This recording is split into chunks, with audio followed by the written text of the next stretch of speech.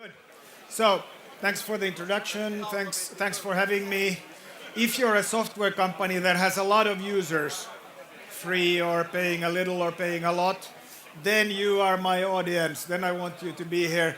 Others, you might be curious, fine, or you may want to change to a business model like that. It's a long header for the speech, but that's what we do at OpenOcean. I will take a couple of minutes of your precious time to talk about OpenOcean because our background, what we do, links exactly to the topic. Then we'll focus on the topic, which is about how do you rapidly grow with this secret sauce of a user-based business model. And I have 6 super secret keys that I will share with you through the lens of mainly our portfolio companies and what they are doing there. And then maybe we'll have some time for Q&A as well. So this is OpenOcean very briefly, a venture capital firm investing in software startups around Europe, focusing on software startups that have this large user base model or community model or some model that makes it efficient to scale the business, and I'll come back to that. We currently invest from Fund 3, fairly small fund, 45 million euros, and we do typically 1 to 2 million euro initial investments in companies that have proven that the product is good. They prove it by having a product out there in the market which has, surprise, surprise, a lot of users. If it has a lot of users, it's probably good. Then we come in at the stage when they think about how do we make money on that, or how do we make more money on that, or how can we make money more efficiently with that product which has a lot of users. We've done 11 investments so far, only 9 portfolio companies, so 2 are exited, 1 like that, and 1 all right. The last bit about OpenOcean, we have 4 partners, and why we have this strange focus of software with lots of users is because of our joint background in and around MySQL. So up there on the left from your side, there's Monty, who's the founder of MySQL, the lead developer, still has more than 50% of the MySQL code to his name. He's our rocket scientist, community wizard, and so on. Next to him, we have Ralph, who in the late 90s went from being a long-term management consulting at the big top management consulting firms to an angel investor. Chose quite well, chose MySQL to be his first angel investment as he knew Monty from school. And he helped Monty figure out how do you go from 1 to 2 million users, 1 to 2 million in service revenue to a very efficiently scaling software business model. And then on your left, on the lower, we have Patrick, who after working for Ralph at A.T. Kearney in the 90s, went into IT, was hired by Ralph into MySQL on the management team, in charge for the last years of most of the development and all the new products and models. And I happened to run in the late 90s, early 2000s, a local VC firm, which was bold and lucky enough to take the lead role in the MySQL round. So we all have seen one company, European company with software, with lots of users, and how to turn those into both revenue and obviously value. Very briefly on MySQL, I'm sure you know the story. If I were to simplify the story, I would say that the user-based growth, the popularity of the product, and many reasons for that, let's not go into those, really drove the value of the company. As you can see, it took a while before the value started growing quicker. That was, of course, once they really got the hang of how do you maximize the monetization of that user base? And that's what we're going to be talking about today. So, over to the 6 keys. I'm not saying these are the only keys or these are necessarily exactly the keys that you need to apply, but they are some of the keys. Why a user base model, community model, whatever you want to call it, might be good. Number 1, obviously if you have a lot of users in an open model, maybe open development model, in some extreme cases like crowdsourcing companies, they may not just add to the product, but they might be developing the core product. Web of Trust, I'm sure you know it, a Finnish company, about I think soon 90 million downloads, 15 to 20 million active users monthly. Not that much monetization, some monetization today. Crowdsources ratings of websites around the world. Are they red, orange, or green? Safe or not to surf on? Which comes up then in search results and on the site when you enter it and so on. Super simple core product. Without the community, without the user base, would not exist because the user base rates the sites, over 40 million sites so far. Great, that makes your life easier. However, that's quite rare. So typically, it's a small core team, maybe internally in the firm, that builds the core product, and the users around it, the community around it, builds additional stuff, which may also make you much more efficient than a closed/proprietary model. Here we have 4 open source companies. Sential is in our portfolio. I'll come back to that one later. They all have fairly vibrant or very vibrant communities.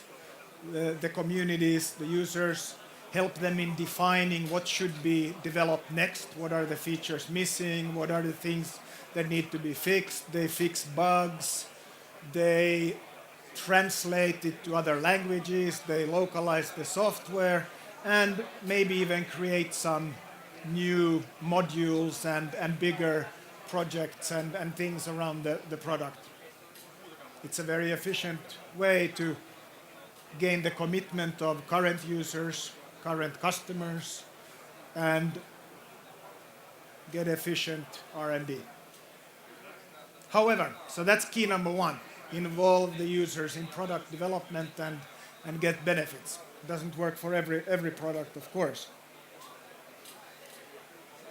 Key number 2 is that in almost all these cases, the commercial product, the one that you make money on, is very, very, very different from this core product or free product where you've had your users and community engaging. That creates the core value, the core asset that you then build on.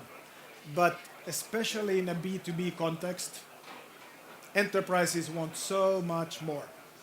They want, I'll say it in this way, they want to have you as the vendor, as the one providing the software and the service, by the balls, pardon the expression, but that's what they want. They want to make sure that if something fails, you stand for it, you fix it, you come quickly and fix it. If there's legal issues, they're your responsibility, etc., etc. That's maybe the core piece. But then they want more. They want more reliability or more performance or whatever kind of extras that you might not even think of before you have a few of those customers. So the commercial product, the one they're not just willing to pay for, but the one that they want to pay for because it addresses all their needs. The CFO can check the box, yes, I can have a ROI calculation. The CIO gets his, I don't know, tech specs, scalability, whatever requirements checked in the box. The users get what they need, etc., etc., etc. To get all of those, that's typically very different from the free or user-generated or community-generated core product. Lesson number 2, and by the way, I mean, this is kind of simple to say and recognize, to find that right mix of things that an enterprise wants to pay for. It's easily a long journey. In most of our portfolio companies, they're all on that journey still. They might be getting a few tens of thousands or maybe a few hundreds of thousands per customer, but they're still looking for how can they do it better. Key number 3, if you have lots of users, you may achieve much more efficient marketing. Holy grail is, of course, viral. The customers that you have, be they free or paying, will tell others. Word of mouth, this is great. They will share whatever that gets new users. That's the holy grail. Again, in some products, it works. In some products, it doesn't. More importantly, I would say, which applies to almost all companies that have a large user base, with free users and or maybe not so much yet paying users, is that when you market to that user base, you learn very quickly what the conversion rates to paying customers and so on. You learn very quickly about segmenting those users in different ways and so on. You know, the wasted marketing dollar gets much smaller when you do it to this user base. LinkedIn, it's a good example how they upsell their premium. I should use LinkedIn Premium and see the third level contacts, etc. I don't. I've been to the I'm gonna sign up site probably 3 times. I've gone through their marketing emails and been there, and every time when I need to put in the credit card, I've been like, nah, not yet. But they know quite a lot about me, and since they know I've gone that far, it's probably good to market to me again. Eventually I will do it. So it's an efficient way to do it. Truecaller, as an example, kind of went even further, I would say. They are the world's largest phone book. They have 1 billion, 15 million numbers in their phone book, crowdsourced from users and directories and what have you. So if you want to be a Truecaller user, you give access to your mobile phone book and they get more numbers from you. It's a nice model. Let's not talk about privacy here because that's a longer discussion. But they've gone so far that when they enter a market, first they know how many of the numbers, phone numbers in that market, they need, some 55-60%, before it goes viral. So they have that target. Then they know how many users of the whole population they need based on how much free or to buy directories there are available. How many additional users do they need before they reach that 55-60% of the numbers threshold? So they can calculate back exactly. If I put this much marketing in, I'll probably get this many users. I already have this many numbers. I know how quickly I'm going to get to virality. That's fabulous. As an investor, you put in $1 million, and you know that if you use that 100,000 of it in this market, likelihood of getting the results is very, very large, and you're in control. So, effective marketing, being able to plan your life ahead. 4, now we're getting to making money then on those users.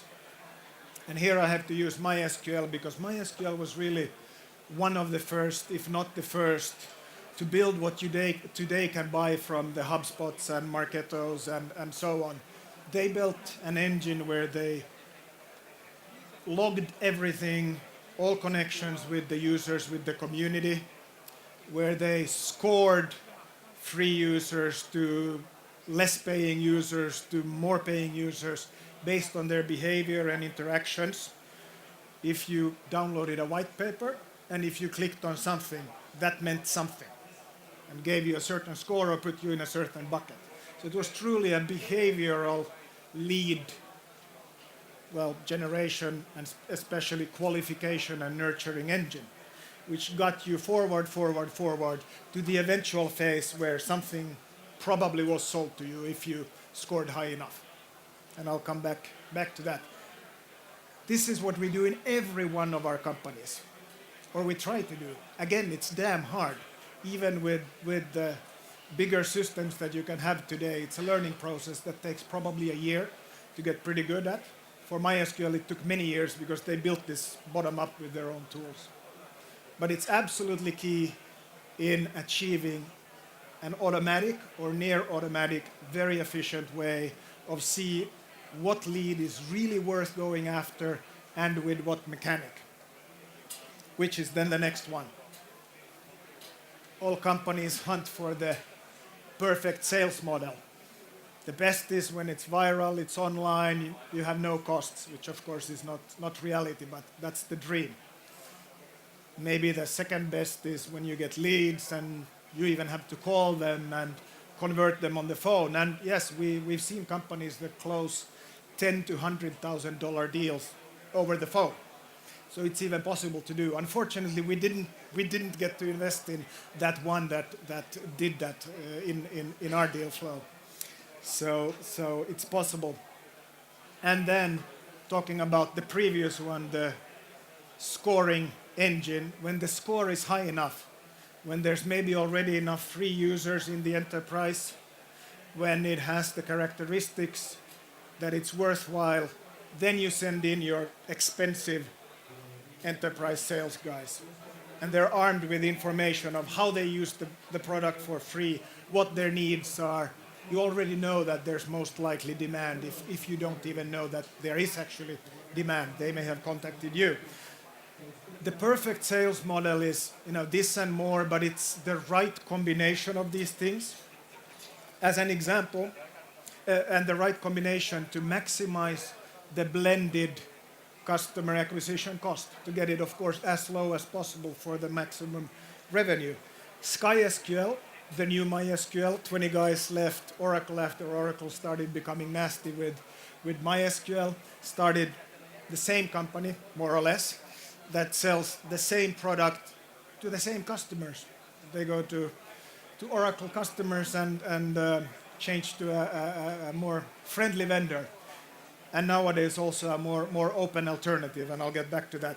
But they started with the direct sales model because they had the Rolodex, they had the customer relationships, and they built an enterprise subscription based on the open source MySQL, not having any technology really of their own. It was really just that support and SLA and having you by the balls and a couple of commercial modules. That's how they started. Then they acquired Montis, my partner's new database, MariaDB, which is an enhanced MySQL. Now they have that as well, and MariaDB has a community and is in all the Linux distributions, actually taking over MySQL because Oracle is so nasty. But now they have that. So now they're building the lead qualification and nurturing and what have you engine. So they're getting towards a more perfect model. They're not there yet. Sential, I'll just say very quickly, small business server, like my Windows small business server, open source alternative. 50,000 downloads every month of the free product. They've tried online conversions, they've tried telesales, they've tried direct, they do have channel sales. We've tried everything. I'm on the board of the company. We've tried everything. It's been a really hard journey. Nothing seems to really work. Now the channel perhaps is pulling, but they've tried all of these. They haven't found the perfect model yet. In the middle, Nordic Telecom does customer service software. So it's a cloud software that you use on top of, in conjunction with your phone switch. Any PBX this works with, over 200 of them. It does something really simple, at least the first product. It helps you track better the call traffic, the promises to customers, returning to missed calls, returning if making promises to call back in 15 minutes, what have you. Very simple software, even I was able to use it. However, they were not able to sell this online. They couldn't pitch it online easily enough that people would buy off the web, although it's a super easy product to take into use and use. Then they started doing telesales. They were not able to sell anything in telesales. But maybe now, so Jari is actually on the board, maybe now they are able to sell even in telesales, but typically they would get trials from telesales. So they were over the phone able to convince to try. From the ones who try, the conversion into paying customers, because it's a free trial, you improve your customer service process, and suddenly you need to pay, and you realize, oops, I don't want to go back to the old. So they have very, very, very high, 60 to 90% conversions from the trial. So they use telesales to get to trial, which converts well. Who would have thought of that? But that's the way it works. Anyways, they're all hunting for the perfect one. Let's see who and which finds it. A quick note here. We all dream of the online, sell a big enterprise product for lots of money, online, no touch, and very efficient from the vendor's perspective, and very, very easy. Atlassian is a great example of that. You might want to go and check out Atlassian's president's video from one of these US incubators he was speaking to about the model, how everything they do is about making the product so that you can sell it online. If somebody calls them or if somebody wants to meet them, it's a bug in the software, is the philosophy. I don't believe that fully, because when you look at the left, there's the $1 million bill. When the bill gets big enough, they want you to go there and touch and feel a bit. They want the personal service. They want specific, special service levels, dedicated people, maybe an instance or even an adaptation of the software, etc., etc., etc.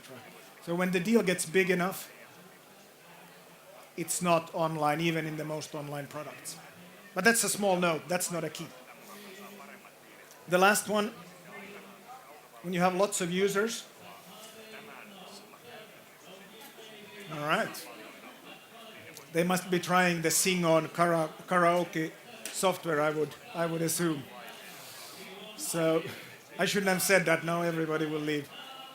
Luckily, I'm on my last point, which is you get lots of data about all kinds of things, which actually most of the companies we see, all of the companies we have, with the exception of SkySQL initially, have large user bases. Very few of them go all the way to really doing the big decisions based on the data. Maybe a few of them, but not as much as they could. We all know the A/B testings and what should I put in my product. You can test that easily with large user bases. In Germany we'll try this, and to these customers we'll try that version and whatever. See what sticks and what not. But you can go much, much, much further. You look at countries, the user bases behave differently. How quickly does it take up? How long do they stay with the product? How active were they with the product? They will affect which countries are attractive to go to and how do you go into those countries. You can go into customer segments if you have that information from your user base and get similar kind of information. And the ultimate, which we haven't seen yet, there's a number of companies that actually stop using the free model because they realized in an enterprise context, you do free up to 3 users or up to 1 server or whatever. You put kind of arbitrary restrictions on free so that you can charge for the bigger solution. Some of them go all the way and test their pricing. Not often, but more often than before, they change to no free at all. It's not worth having the free because then the customers arbitrarily stay under 3 users or with 1 server. It's actually more effective when they have a $10 a month per user or something price tag. They make more money in that way. Just an example of when you have lots of users and lots of data, what you can learn, what you can test, and so on. Unfortunately, we didn't have a suitable portfolio company, so I just had to take some conference logo to have a picture there. Anyways, that's a few keys. Maybe they're relevant. If you have a software company with lots of users and you think the keys may be good or you're in to conquer the world, I would love to talk to you. Maybe we have time for a question or two. How are we in time?